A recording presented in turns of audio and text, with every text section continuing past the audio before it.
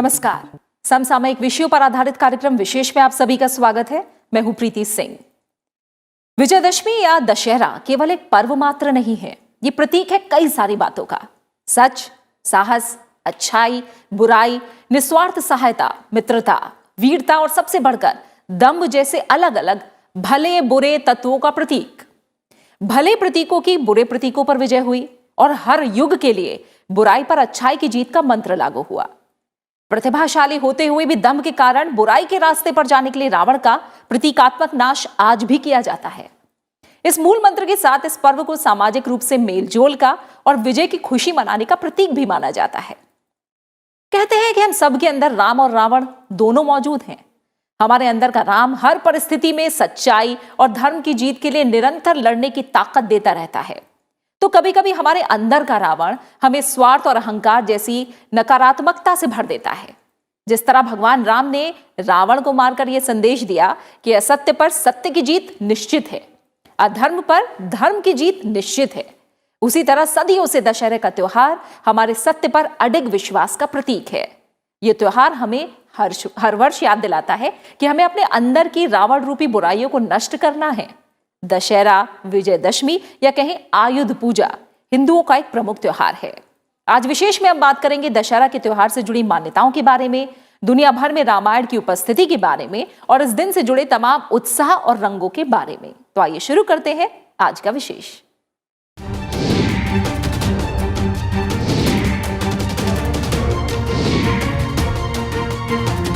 दशहरा यानी विजयदशमी बुराई पर अच्छाई और अधर्म पर धर्म की जीत के प्रतीक का त्योहार है।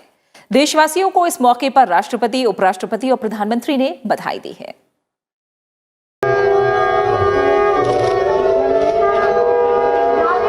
दशहरे का पर्व पूरे देश में पारंपरिक हर्षोल्लास के साथ मनाया जाता है।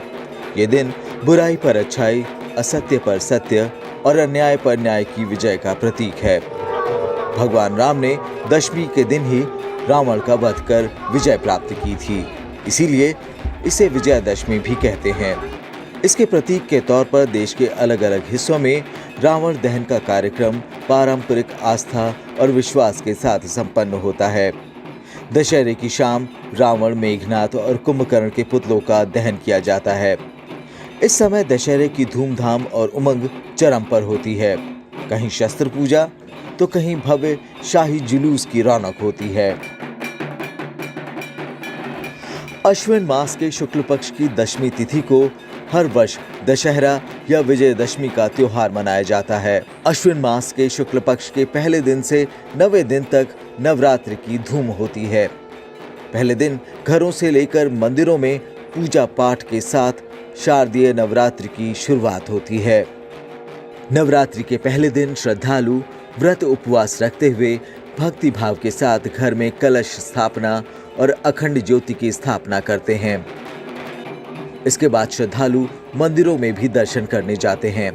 नवरात्रि के 9 दिनों के दौरान माँ दुर्गा के 9 अलग अलग रूपों की पूजा होती है। माँ दुर्गा के प्रथम रूप को शैलपुत्री, दूसरे को ब्रह्मचारिणी, तीसरे को चंद्रघंटा, चौथे को कूष्मांडा, 5वें को स्कंद माता, छठे को कात्यायनी, 7वें को कालरात्रि, 8वें को महागौरी और 9वें रूप को सिद्धिदात्री कहा जाता है। धार्मिक मान्यताओं के मुताबिक भगवान राम ने रामेश्वरम में समुद्र के किनारे शारदीय नवरात्रि में 9 दिन तक शक्ति की आराधना की और 10वें दिन रावण का वध किया। इसी दिन दशहरे का त्योहार मनाया जाता है। कोरोना महामारी के चलते इस बार नवरात्रि का त्योहार कोरोना की गाइडलाइंस के अनुसार मनाया गया। इसके तहत मास्क के इस्तेमाल और 2 गज की दूरी समेत भक्तों के लिए सभी गाइडलाइंस का पालन करना जरूरी है। इस बार अलग अलग मंदिरों में मंदिर प्रबंधन समिति कोविड नियमों का पालन करते हुए सभी को पूजा अर्चना करवाते नजर आए। प्रधानमंत्री नरेंद्र मोदी ने भी राष्ट्र के नाम विशेष संबोधन में देशवासियों से अपील की थी कि कोरोना काल में त्योहार मनाते वक्त इस महामारी से बचने के लिए सभी जरूरी कदम जरूर उठाएं। रामचरितमानस में बहुत ही शिक्षाप्रद बातें हैं, सीखने जैसी बातें हैं, लेकिन साथ साथ अनेक प्रकार की चेतावनियां भी हैं।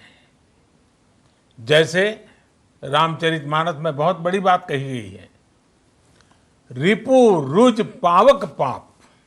रिपु रुज पावक पाप प्रभु अहि गनीय न छोट करी। अर्थात आग, शत्रु, पाप यानी कि गलती और बीमारी, इन्हें कभी छोटा नहीं समझना चाहिए। जब तक इनका पूरा इलाज न हो जाए, इन्हें हल्के में नहीं लेना चाहिए। इसलिए याद रखिए, जब तक दवाई नहीं तब तक ढिलाई नहीं। त्योहारों का समय हमारे जीवन में खुशियों का समय है, उल्लास का समय है। कटरा में मां वैष्णो देवी के दरबार समेत देश के प्रमुख शक्तिपीठों से लेकर दिल्ली और मुंबई के अलग अलग मंदिरों में मां दुर्गा के दर्शनों के लिए भक्त पहुंचते हैं। विजयदशमी के दिन दुर्गा पूजा के समापन के मौके पर भी मंदिरों में भक्तों की भीड़ उमड़ पड़ती है। इससे पहले लोग अष्टमी और नवमी के शुभ दिन कन्याओं को भोज कराकर अपने व्रत का समापन करते हैं। कोलकाता में इस मौके पर खास तैयारियां की जाती हैं। बंगाल की पूजा में ढाक के संगीत पर आरती का विशेष आकर्षण दिखता है। दुर्गा प्रतिमा के विसर्जन के लिए जुलूस निकाला जाता है।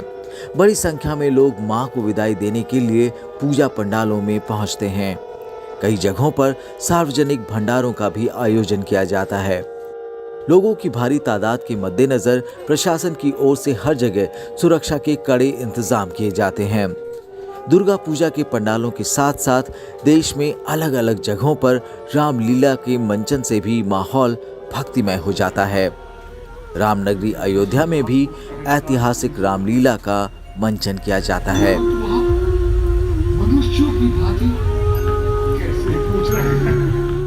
राष्ट्रपति, उपराष्ट्रपति और प्रधानमंत्री ने देशवासियों को दशहरा और विजयदशमी की शुभकामनाएं दी। दशहरा का पर्व असत्य पर सत्य की जीत का उत्सव है। यह हमें ईमानदारी और सच्चाई के मूल्यों द्वारा जीवन जीने के लिए प्रेरित करता है। भगवान राम का जीवन इन मूल्यों का सार है, जो आज के दौर के साथ साथ हमेशा कायम रहेंगे। ये पर्व हमें राष्ट्र निर्माण के लिए और एक ऐसे समाज के निर्माण के लिए प्रेरित करता है जिसमें ज़रूरतमंदों और वंचित लोगों की देखभाल की जा सके। दशहरा भगवान राम के जीवन और कार्यों से दिखाए गए धार्मिक और सैद्धांतिक मार्ग का उत्सव है। ये पर्व अच्छाई और सद्भाव को बढ़ावा देने का मौका है। दशहरा वर्षा ऋतु के पूरा होने और सर्दियों की शुरुआत का सूचक है। दशहरा यानी बुराई पर अच्छाई की जीत का पर्व। भगवान राम ने रावण रूपी बुराई पर जीत दर्ज की थी। श्री राम ने जिस रावण का वध किया था, उस दिन शारदीय नवरात्र की दशमी तिथि थी। इसीलिए इस त्योहार को विजयादशमी भी कहते हैं। भारतीय साहित्य में किसी अन्य ग्रंथ ने भारतीय जनमानस को इतना ज्यादा प्रभावित नहीं किया जितना रामायण ने किया। संसार के संपूर्ण साहित्य में रामायण के अलावा अन्य किसी महाकाव्य ने शताब्दियों तक किसी राष्ट्र की विचारधारा को इतना गहरा प्रभावित नहीं किया है। रामायण का इतिहास जितना दिलचस्प है, उतना ही एक कौतूहल भी उत्पन्न करता है।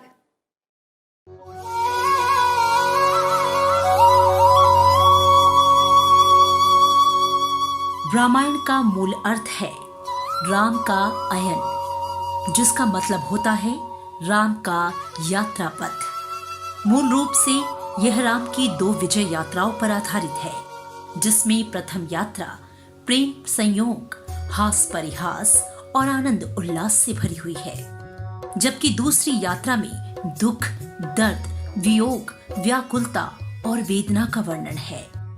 दूसरी यात्रा को ही राम कथा का मूल आधार माना जाता है। 24,000 श्लोकों से भरे आदि कवि वाल्मीकि का संस्कृत में लिखा रामायण जितना बड़ा महाकाव्य है, उसका इतिहास उतना ही दिलचस्प है। हिंदू स्मृति के इस महान काव्य में त्रेता युग में अवतरित रघुकुल के राजा राम की गाथा कही गई है। इतिहासकारों और साहित्यकारों का मानना है कि वाल्मीकि ने रामायण की रचना 3री शताब्दी ईसा पूर्व में की थी। माना जाता है कि महर्षि वाल्मीकि के रामायण लिखने से पहले इक्ष्वाकु वंश के सूतों ने राम से जुड़ी कहानियों का प्रचलन शुरू कर दिया था, जो 4ठी शताब्दी ईसा पूर्व तक कुछ प्रचलित हो गई थी। महर्षि वाल्मीकि ने उन कहानियों को ही आधार बनाकर रामायण की रचना की। वाल्मीकि रचित आदि रामायण में अयोध्या कांड से युद्ध कांड, जिसे कि लंका कांड भी कहा जाता है, तक की चर्चा थी, जबकि बाल कांड और उत्तर कांड बाद में जोड़ा गया। शुरुआत में आदि रामायण का कोई प्रमाणिक लिखित रूप नहीं मिलता। वो कई शताब्दियों तक मौखिक रूप से ही प्रचलित रहा, जिसे बाद में लिखा गया। विकास के पहले चरण में राम आदर्श क्षत्रिय के रूप में भारतीय जनमानस के सामने प्रस्तुत किए गए, लेकिन समय के साथ साथ रामायण की लोकप्रियता बढ़ती गई और इसके साथ ही राम का महत्व भी। कृष्ण की भांति राम भी 1ली शताब्दी ईसा पूर्व विष्णु के अवतार के रूप में स्वीकार किए जाने लगे। इसी तरह विकास के दूसरे चरण में राम कथा का आदर्श क्षत्रिय राम का चरित्र न रहकर विष्णु की अवतार लीला के रूप में बदल गया। राम को विष्णु का अवतार माना जाने लगा और राम भक्ति का प्रचलन शुरू हुआ। राम भक्ति का प्राचीन उल्लेख तमिल अलवरों की रचनाओं में मिलता है।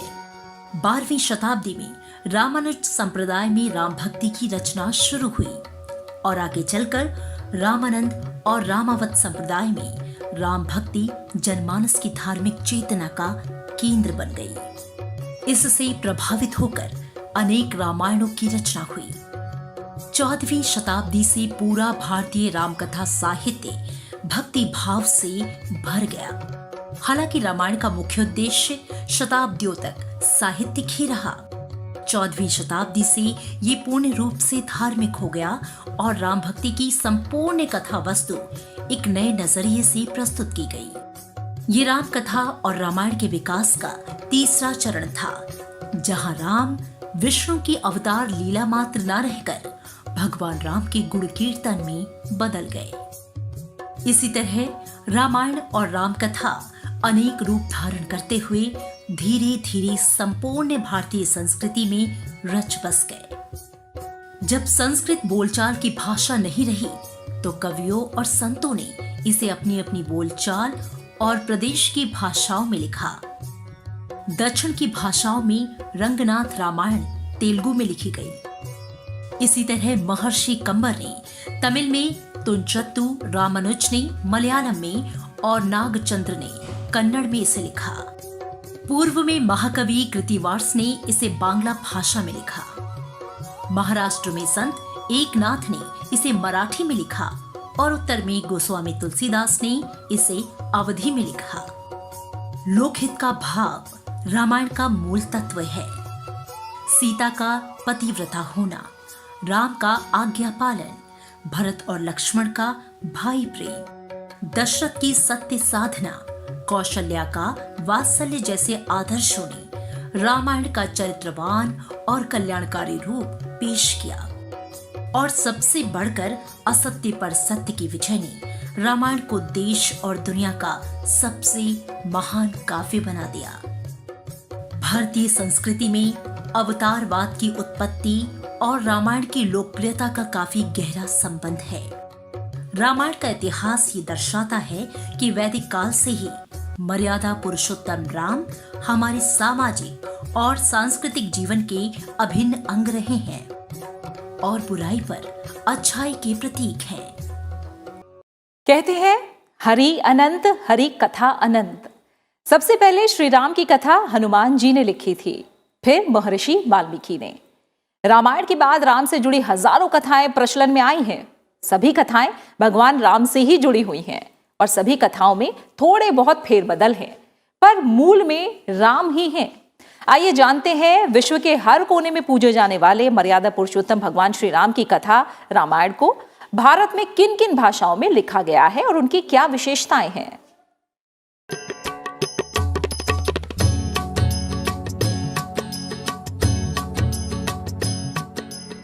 अलग अलग रूपों में देखने पर रामायण करीब 300 से लेकर 1000 तक की संख्या में मिलती हैं।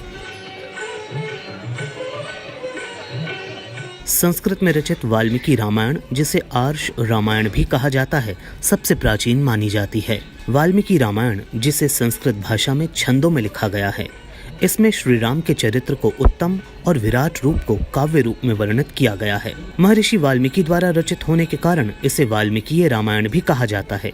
वाल्मीकि रामायण को पढ़कर ऐसा लगता है मानो उन्होंने श्री राम के बारे में जो कुछ भी देखा और सुना उसे वेदों की भाषा में अंकित किया है। वर्तमान काल में राम के चरित्र पर आधारित जितने भी ग्रंथ उपलब्ध हैं, उन सभी का मूल महर्षि वाल्मीकि की लिखी गई वाल्मीकीय रामायण से ही लिया गया है। गोस्वामी तुलसीदास की रामचरितमानस उत्तर भारत में सबसे ज्यादा प्रचलित है। श्री रामचरितमानस अवधी भाषा में गोस्वामी तुलसीदास ने 16वीं सदी में लिखी थी, जो एक महाकाव्य है। इसे तुलसी रामायण भी कहा जाता है। रामचरितमानस भारतीय संस्कृति में एक विशेष स्थान रखती है। शारदीय नवरात्रि में इसके सुंदर कांड का पाठ पूरे 9 दिन किया जाता है। राम की कथा को वाल्मीकि के लिखने के बाद दक्षिण भारतीय लोगों ने अलग तरीके से लिखा। दक्षिण की भाषाओं में रंगनाथ रामायण तेलुगु में लिखी गई, जिसमें गाते हुए रामायण के इतिहास का वर्णन है। इसी तरह महर्षि कंबर ने तमिल में रामायण लिखी। कंबन रामायण में 1000 पद हैं। ये रामायण राम के राज्याभिषेक पर समाप्त हो जाती है। परंपरा के विपरीत रामायण की मुक्ति राज दरबार में न होकर श्रीरंगम के पावन स्थल पर होती है। कंबन ने अपनी रचना को रामावतानम और रामकथा की संज्ञा दी। वहीं तुंचुत्तु रामानुजन ने मलयालम में और नागचंद्र ने रामकथा को कन्नड़ में लिखा। पूर्व में महाकवि कृतिवार्स ने इसे बांग्ला भाषा में लिखा। महाराष्ट्र में संत एकनाथ ने इसे मराठी में लिखा। रामकथा कई भारतीय भाषाओं में लिखी गई है। हिंदी में ही कम से कम 11, मराठी में 8, बांग्ला में 25, तमिल में 12, तेलुगु में 12 और उड़िया में 6 अलग अलग रामकथा मिलती हैं। इसके अलावा संस्कृत, गुजराती, मलयालम, कन्नड़, असमिया, उर्दू, अरबी, फारसी भाषाओं में भी रामकथा लिखी गई। मौजूदा वक्त में प्रचलित बहुत सी रामकथाओं में आर्ष रामायण, अद्भुत रामायण, कृतिवास रामायण, बिलंका रामायण, मैथिल रामायण, सर्वार्थ रामायण, तत्वार्थ रामायण, प्रेम रामायण, संजीवनी रामायण, उत्तर रामचरितम, रघुवंशम, अध्यात्म रामायण, राधेश्याम रामायण, श्री राघवेंद्र चरितम, मंत्र रामायण, योग वशिष्ठ रामायण और जानकी हरणम प्रमुख हैं। दुनिया के कई देशों, खासकर दक्षिण पूर्वी एशिया के देशों के बीच जिस सांस्कृतिक कड़ी का हर कोई जिक्र करता है, वो है रामायण। रामायण यानी संसार के महान सर्वकालिक महाकाव्यों में से एक। आसियान देशों तक रामायण के अलग अलग रूपों के पहुंचने का ऐतिहासिक क्रम बड़ा ही दिलचस्प और पुराना है। जाते जाते आप देखिए रामायण के इन रोचक रूपों को और मुझे दीजिए इजाजत। आप सभी को दशहरे की हार्दिक शुभकामनाएं। नमस्कार।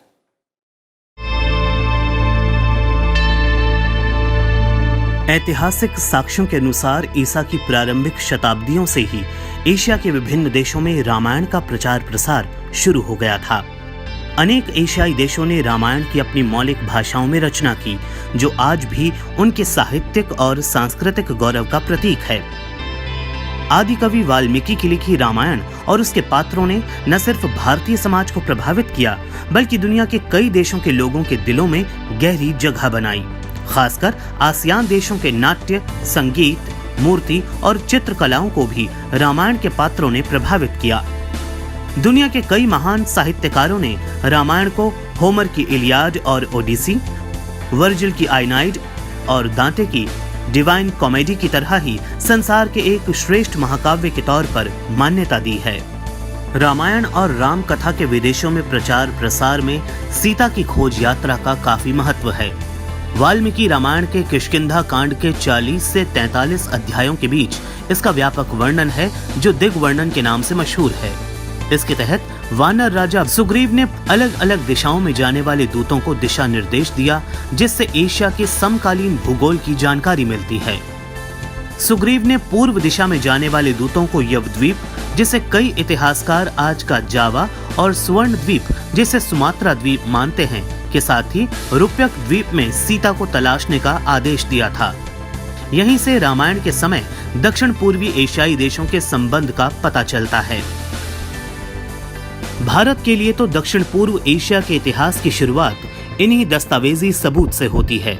इसे महज संयोग नहीं कहा जा सकता कि दुनिया के सबसे बड़े इस्लामिक मुल्क इंडोनेशिया के बोर्नियो द्वीप में 3री शताब्दी के उत्तरार्ध से ही भारतीय संस्कृति के पुख्ता प्रमाण मिलते हैं। आज भी वहां के पौराणिक मंदिरों और मठों में रामायण से जुड़े अभिलेख गुदे हुए हैं। वाल्मीकि रामायण में पूर्व दिशा में जाने वाले दूतों के दिशा निर्देशन की तरह दक्षिण, पश्चिम और उत्तर दिशा में जाने वाले दूतों को भी मार्ग निर्देशन दिया गया है। इसी तरह उत्तर में ध्रुव प्रदेश, दक्षिण में हिंद महासागरीय क्षेत्र और पश्चिम में अटलांटिक तक की भौगोलिक स्थितियों का चित्रण किया गया है। रामायण के विदेशों में प्रचार के बारे में सबसे प्रचलित मान्यता बौद्ध धर्म और साहित्य से जुड़ी हुई है। माना जाता है कि सबसे पहले बौद्धों ने विदेश में राम कथा का प्रचार प्रसार किया। अनामक जातकम और दशरथ कथानम का 3री और 5वीं शताब्दी में चीनी भाषा में अनुवाद हुआ। इसके बाद रामायण और राम कथा की एक अन्य धारा उत्तर की ओर फैलने लगी।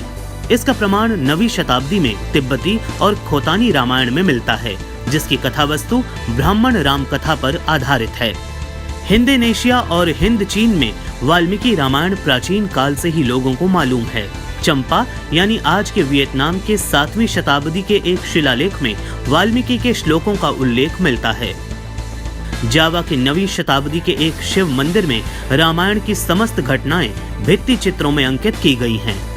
बाद के दिनों में जावा यानी इंडोनेशिया और मलय यानी आज के मलेशिया में रामायण और रामकथा साहित्य की रचना हुई। हालांकि इनके रामायण की कथा वस्तु वाल्मीकि के रामायण से थोड़ी भिन्न है। पहली शताब्दी से लेकर 9वीं शताब्दी के बीच रामायण इसी तरह दुनिया के कई देशों में पहुंचती गई और वहां के सामाजिक और सांस्कृतिक जीवन का हिस्सा बन गई। इस दौरान रामायण और रामकथा न केवल Burma, Thailand, Cambodia, Laos, Vietnam, Malaysia, Indonesia, Philippines, Tibet, चीन, जापान, मंगोलिया, तुर्किस्तान, श्रीलंका और नेपाल तक पहुंची, बल्कि वहां फलती फूलती भी रही।